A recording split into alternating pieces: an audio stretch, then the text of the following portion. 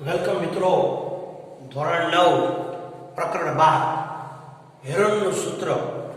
આ પ્રકરણનો આપણે આજે પ્રારંભ કરીશું.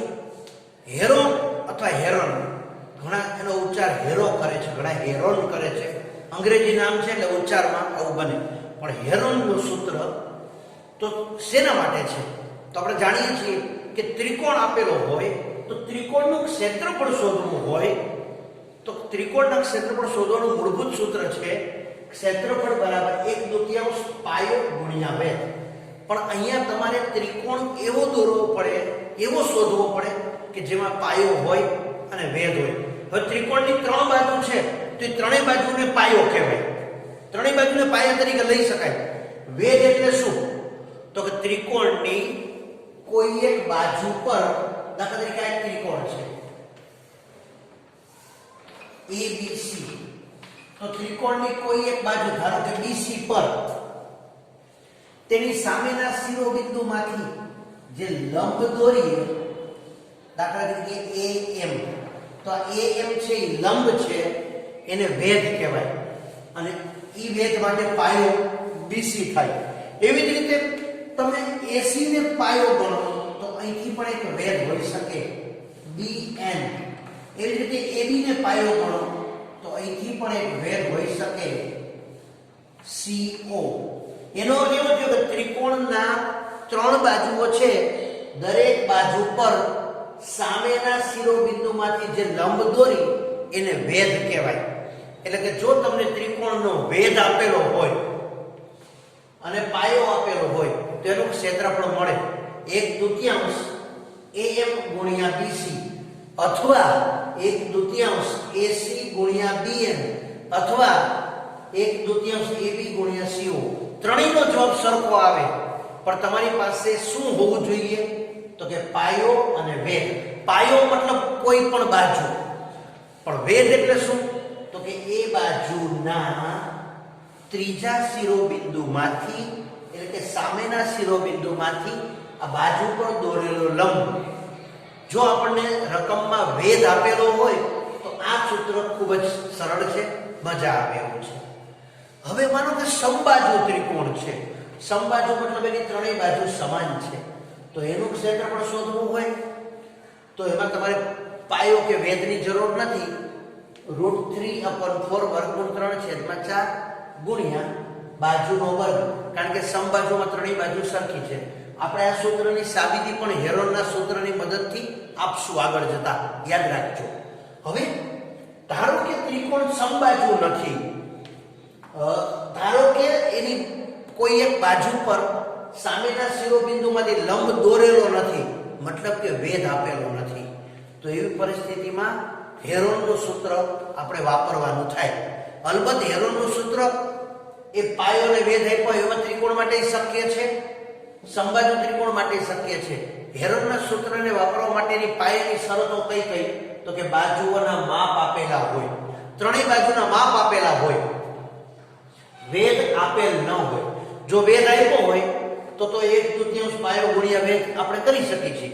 અલબત્ત વેધ આપ્યો હોય અને ત્રણેય બાજુ આપી તો હેરોન તો ચાલે જ, પણ વેધ ન આપ્યો હોય, ત્રણેય બાજુના માપ આપ્યા હોય, વિષમ બાજુ ત્રિકોણ હોય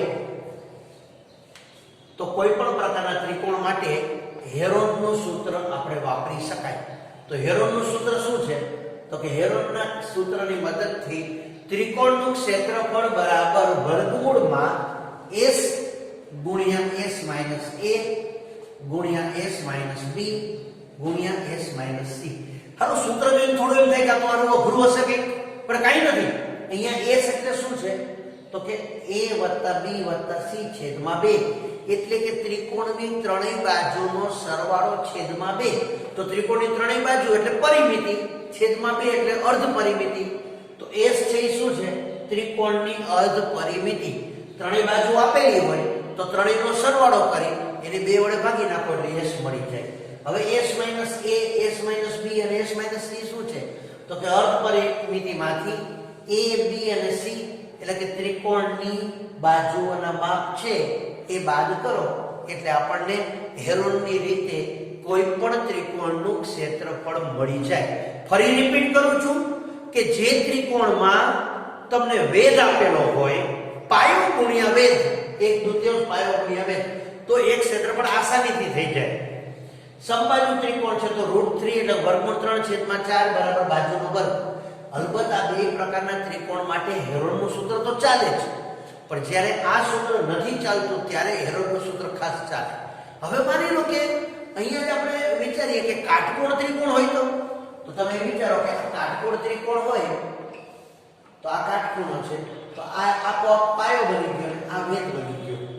તો કાટકોણ ત્રિકોણમાં આપણે એમ પણ કહી શકાય કે 1/2 પાયો ગુણ્યા વેધ, અથવા તો કાટખૂણો બનાવતી બે બાજુનો ગુણાકાર એના અડધા કરો એટલે આપણને ત્રિકોણનું ક્ષેત્રફળ મળી જાય. હવે આ વાતને સ્પષ્ટ કરવા માટે આપણે સ્વાધ્યાય 12.1 ના દાખલાઓ ક્રમશઃ જોતા જઈશું.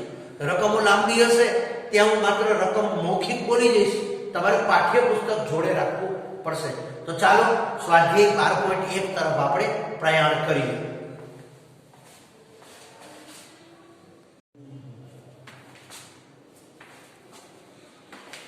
જો હવે સ્વાધ્યાય 12.1 પેલો દાખલો છે.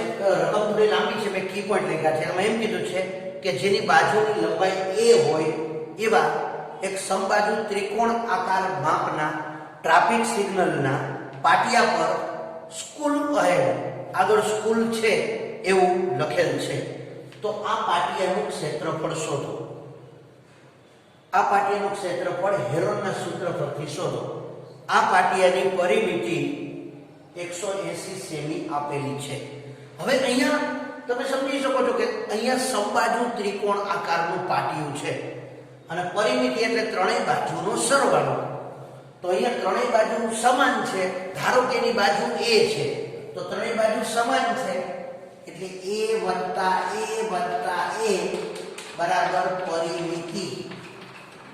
તેથી 3a બરાબર 180 સેમી એની પરિમિતિ. તેથી 3a બરાબર 180, તેથી a બરાબર 180/3, તેથી a બરાબર 60. એટલે કે ત્રિકોણની બાજુનું માપ મળી ગયું 60. સમબાજુ ત્રિકોણ છે એટલે ત્રણેય બાજુનું માપ 60 60 60. હવે આપણે હેરોનનું સૂત્ર વાપરવું છે. રકમમાં કયું છે કે હેરોનના સૂત્ર પરથી ક્ષેત્રફળ શોધો. તો આપણે હેરોનના સૂત્ર પરથી ક્ષેત્રફળ શોધીએ અને જ્ઞાન ખાતર સમબાજુ ત્રિકોણ છે તો એનું ટૂંકું સૂત્ર પણ છે તો આપણે એનાથી પણ શોધીએ. જો રકમમાં આપણને સ્પષ્ટ કર્યું હોય કે હેરોનની રીતે તો આપણે હેરોનની રીતે ગણવું પડે. ખાલી રકમ એમ કહ્યું કે આવા ત્રિકોણનું ક્ષેત્રફળ શોધો તો આપણે સમબાજુ ત્રિકોણના ક્ષેત્રફળનું ટૂંકું સૂત્ર પણ વાપરી શકાય. પણ અહીંયા પેલા હેરોન કહ્યું છે તો આપણે હેરોન કરીએ. તો હેરોનના સૂત્ર માટે આપણી પાસે બાજુના માપ હોવા જોઈએ. તો સમબાજુ છે, ત્રણેય બાજુનું માપ 60 છે.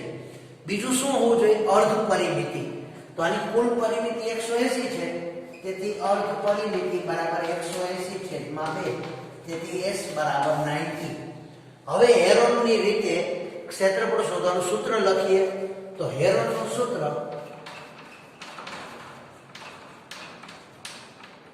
હેરોનનું ક્ષેત્રફળ એનું સૂત્ર બરાબર s એટલે હેરોનના સૂત્રની મદદથી ક્ષેત્રફળ બરાબર s કૌંસમાં s minus a s minus b s minus c. હવે s એટલે અર્ધ પરિમિતિ જેનું માપ આપણી પાસે છે 90. પછી s માઈનસ a એટલે અર્ધ પરિમિતિમાંથી એક બાજુ બાદ, પણ આની તો ત્રણેય બાજુ સરખી છે તો 90 માઈનસ 60 90 માઈનસ 60. બીજી બાજુનું માપ પણ એક છે 90 માઈનસ 60. ત્રીજી બાજુનું માપ પણ એક છે 90 માઈનસ 60. એટલે કે વર્ગમૂળમાં 90 ગુણ્યા 90 માંથી 60 જાય તો 30, 90 માંથી 60 જાય તો 30, 90 માઈનસ 60 એટલે 30. હવે આપણે આનો ગુણાકાર કરી આનું વર્ગમૂળ કાઢવાનું છે. જો સમજાય તો આપણે વિચારીએ. 3 તેરી 9 તેરી 27 9. હવે ઘણી વખતે આ પદ્ધતિમાં ભૂલ પણ થતી હોય. જો તમે એનો ગુણાકાર કરીને પછી વર્ગમૂળ કાઢો અથવા આની જોડ બનાવીને કાઢો, સારું એ તમારું. તો અહીંયા આપણે વિચારીએ કે પેલાનો ગુણાકાર કરીએ અથવા તો જો 3 તેરી 9 તેરી 27 27 ગુણ્યા 9 તો 27 તેરી 81 81 તેરી 243 તો 2 4 3 પાછળ 4 મીંડા 1 2 3 ને 4. હવે જો આપણે આનું વર્ગમૂળ કાઢવું હોય તો આપણે અહીંયા કાઢવું પડશે 243 પાછળ 4 મીંડા. 3 ભાગ ચલાવો 3 8 24 3 1 3 પાછળ 4 મીંડા. હજી 3 ભાગ ચલાવો 27 તેરી 81. હજી 3 ભાગ ચલાવો 9 તેરી 27. હજી 3 ભાગ ચલાવો 3 તેરી 9. હજી 3 ભાગ ચલાવો 3 1 3 10,000. હવે 10 ભાગ ચલાવો તો 1000. પાછો 10 ભાગ ચલાવો તો 100. પાછો 10 ભાગ ચલાવો તો 10 અને પછી 10 ભાગ ચલાવો તો 1. હવે આ પરિસ્થિતિમાં આપણને આના અવિભાજ્ય અવયવ આવવા મળ્યા. હવે આનું આપણે વર્ગમૂળ કાઢવું છે એટલે આપણે એવી જોડ બનાવવાની કે જે બબે હોય. તો જો આપણે એવી છે આ 3 ની એક જોડ બની એટલે 3, આ પાછી એક જોડ બની એટલે 3. હવે આ 3 એકલો રહી ગયો. 10 ની એક જોડ બની એટલે 10, પાછી જોડ બની એટલે 10. એટલે કે 3 તેરી 9 ગુણ્યા 10 ગુણ્યા 10 એટલે 100. તો 3 તેરી 9 ગુણ્યા 100 એટલે 900. આનું વર્ગમૂળ નીકળી ગયું. અવિભાજ્ય અવયવથી વર્ગમૂળ કાઢતા તમે 8મા ધોરણમાં શીખી ગયા છો. જેની જોડ બને એ વર્ગમૂળમાં નીકળી જાય, પણ 3 નું વર્ગમૂળ નીકળ્યું નહીં. એટલે કે 3 તેરી 9 ગુણ્યા 100 એટલે કે 900 અને 3 અંદર લઈ ગયા 900 વર્ગમૂળ 3 સેમી સ્ક્વેર. આ ત્રિકોણનું ક્ષેત્રફળ થાય. હવે જો અહીંયા જ આ દાખલામાં ઘણા લોકોને હજી આ વર્ગમૂળ કાઢ્યું એ ન સમજાતું હોય તો થોડી ધીરજપૂર્વક જોવો, નહીતર હું હમણાં બીજી એક પદ્ધતિ પણ કહું છું. સારું એ તમારું. હવે અહીંયા જ આપણે મસ્ત નોલેજ ખાતર ઓર કરીને દાખલો ગણીએ. આ જ દાખલો આપણે સમબાજુ ત્રિકોણના ક્ષેત્રફળની રીતે કર્યો હોત તો તેનું સૂત્ર શું હતું? ક્ષેત્રફળ બરાબર √3/4 ગુણ્યા બાજુનો વર્ગ. એટલે કે વર્ગમૂળ 3/4 ગુણ્યા બાજુ. તો આની બાજુનું માપ 60 છે, એનો વર્ગ એટલે 60 ગુણ્યા 60. 15 ચોકું 60 એટલે 15. 15 ગુણ્યા 60 15 છક 90 એટલે કે 900 વર્ગમૂળ 3 સેમી સ્ક્વેર. એ જ જવાબ આવ્યો. અહીંયા આપણે સમબાજુ ત્રિકોણના ક્ષેત્રફળનું સૂત્ર વાપરીએ તો સહેલું પડે, પણ આપણને હેરોનું કહ્યું છે માટે આપણે એ જ વાપરવું પડે. હવે લખી શકો છો, હું રાખું છું. સાથે સાથે આનું વર્ગમૂળ કેમ કાઢ્યું એ હજી ખ્યાલ ન આવતો હોય તો અવિભાજ્ય અવયવ પાડવાના છે. અને છતાં પણ હું એની અલગ ટેકનિકથી પણ તમને સમજાવવા પ્રયત્ન કરું કે જો અહીંયા 4 મીંડા છે તો 4 મીંડા છે તો એની જોડી નીકળી ગઈ, 2 મીંડા બહાર નીકળી ગયા. હવે અંદર બેઠા 243 તો 243 ના ભાગ કરો. 3 તેરી 9 તેરી 27 તેરી 81 તેરી 243 એટલે 5 તગડા આવ્યા. 3 3 ની એક જોડ બની ગઈ, પાછી એક જોડ બની ગઈ એટલે 3 તેરી 9 બહાર નીકળી ગયા, એક તગડો અંદર લઈ ગયો એટલે 9 2 મીંડા એટલે 900 વર્ગમૂળ 3. આ રીતે આપણે વર્ગમૂળ કાઢી શકાય. હું રાખું છું, 1 મિનિટ તમે લખી શકો છો, પછી આપણે બીજો દાખલો જોઈએ તો તમે પોઝ કરીને પણ લખી શકો છો.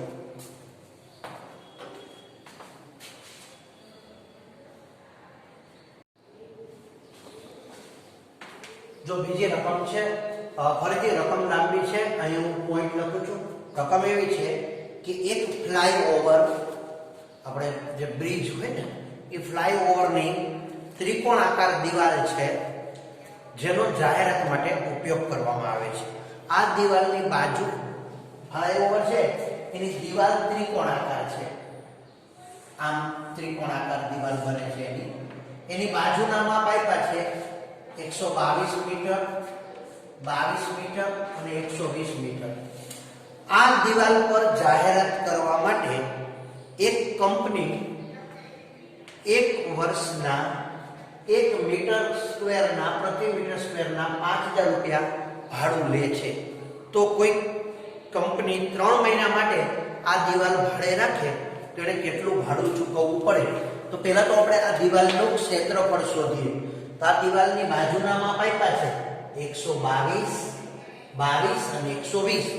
હવે આપણે એ શોધવા પ્રયત્ન કરીએ.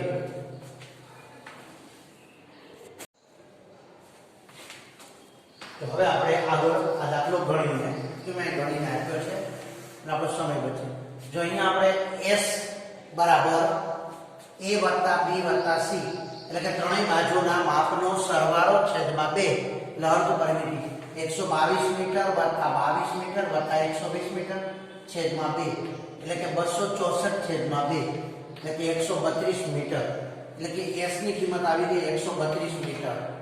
હવે આપણે દિવાલનું ક્ષેત્રફળ એટલે કે હેરોનની રીતે તેનું સૂત્ર s કૌંસમાં s - a s - b s - c. s એટલે અર્ધ પરિમિતિ ત્રણેય બાજુનો સરવાળો છેદમાં 2 એટલે કે 132. પછી s - a એટલે 132 - 122 132 - 22 132 - 120 એટલે કે 132 132 માંથી 122 જાય તો 10 132 માંથી 22 જાય તો 110 132 માંથી 120 જાય તો 12. હવે 132 ના મેં બે ભાગ કર્યા. હવે 12 * 11 10 mm. 110 ના મેં ભાગ કર્યા 11 * 10 અને 12 mm. હવે તમે જુઓ અહીંયા 12 બે વાર છે એટલે 12 નો વર્ગ, 11 બે વાર છે એટલે 11 નો વર્ગ, 10 બે વાર છે એટલે 10 નો વર્ગ. તો ત્રણેયનો વર્ગ છે અને એનું વર્ગમૂળ કાઢવું છે તો વર્ગ અને વર્ગમૂળ નીકળી જાય એટલે કે 12 * 11 * 10 એટલે કે દિવાલનું ક્ષેત્રફળ 12 * 11 132 પાછળ મીંડું 1320 મીટર સ્ક્વેર થાય. હવે આટલું દિવાલનું ક્ષેત્રફળ થાય જેનું વાર્ષિક ભાડું 1 મીટર સ્ક્વેરના 5000 રૂપિયા છે. તો હવે આપણે અહીં જોઈએ તો વાર્ષિક ભાડું 1320 * 5000 આ એનું વાર્ષિક ભાડું થાય. પણ કંપની 3 મહિના માટે ભાડે લે છે. 3 મહિના એટલે વર્ષનો ચોથો ભાગ. વર્ષમાં કુલ 12 મહિના હોય તો 3 મહિના એટલે વર્ષનો ચોથો ભાગ. તો 3 માસનું ભાડું બરાબર વાર્ષિક ભાડું 1320 * 5000 ભાગ્યા 4. તો આને ચારે ભાગો થાય છેદું લે 4 તેરી 12 વૈધો 4 તેરી 12 330 * 5000 1 2 3 ને 4 મીંડા 1 2 3 ને 4 મીંડા 33 5 165 એટલે કે 16,50,000 રૂપિયા આનું વાર્ષિક ત્રિમાસિક ભાડું થાય. વાર્ષિક ભાડું તો 1320 * 5000 છે પણ એને ચારે ભાગો એટલે 3 માસનું ભાડું 16,50,000 રૂપિયા થાય. તો આ હેરોનના રીતનો આ એક મોટો સરસ દાખલો હતો. તમે બરાબર લખી લો. આખી ફ્રેમ તમારી સામે રાખું છું. પોઝ કરી દો, લખી લો, સમજો, પછી માપ બદલાવીને દાખલો ગણી શકાય. તો લખી લો